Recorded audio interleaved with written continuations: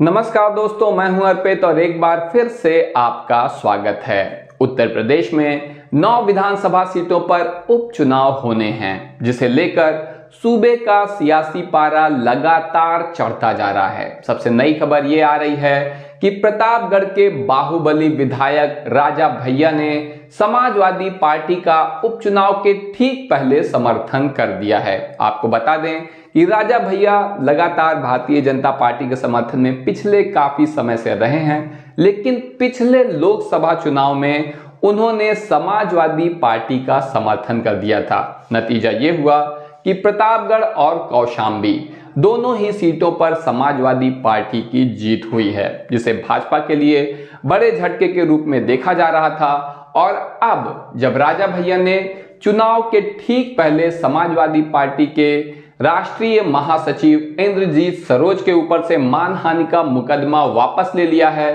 तो इसे इस इशारे के रूप में देखा जा रहा है कि राजा भैया समाजवादी पार्टी का समर्थन कर रहे हैं। आप देखेंगे कि उत्तर प्रदेश में जिन 9 सीटों पर चुनाव होने हैं, उसमें से फूलपुर वो सीट है जिस पर राजा भैया का प्रभाव बताया जा रहा है। वैसे राजा भैया पूरे उत्तर प्रदेश में ही क्षत्रिय समाज के बहुत बड़े नेता माने जाते हैं। हालांकि इस वक्त जब से मुख्यमंत्री योगी आदित्यनाथ कुर्सी पर बैठे हैं, तब से क्षत्रिय उन्हें भी अपने एक नेता के रूप में देख रहे हैं। सबसे बड़े नेता वो बन चुके हैं, लेकिन उसके बावजूद राजा भैया की लोकप्रियता में कोई कमी नहीं आई है। ऐसे में फूलपुर सीट पर खास तौर से आप देखेंगे, जहां लगभग 20,000 ठाकुर हैं, वो निश्चित रूप से राजा भैया के प्रभाव में सपा के समर्थन में वोट कर सकते हैं, जिसका नुकसान निश्चित रूप से भारतीय जनता पार्टी को होगा, क्योंकि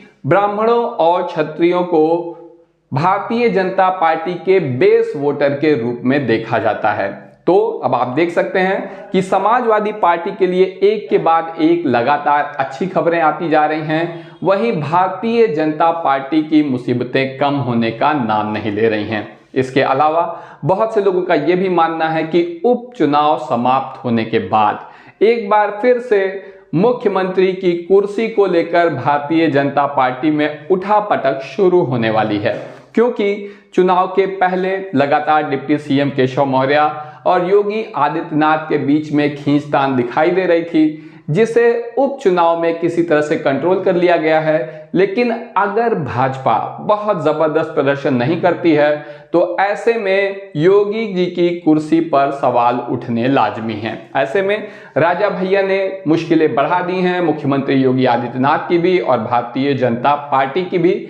आप बताइए इस बारे में आपका क्या कहना है? राजा भैया के सपा को समर्थन करने से इस चुनाव में क्या प्रभाव पड़ेगा? सपा और भाजपा को कितनी सीट मिलेगी? बसपा को भी बताना ना भूलिए कि कितनी सीट वो जीत सकती है। अभी के लिए बस इतना ही। धन्यवाद।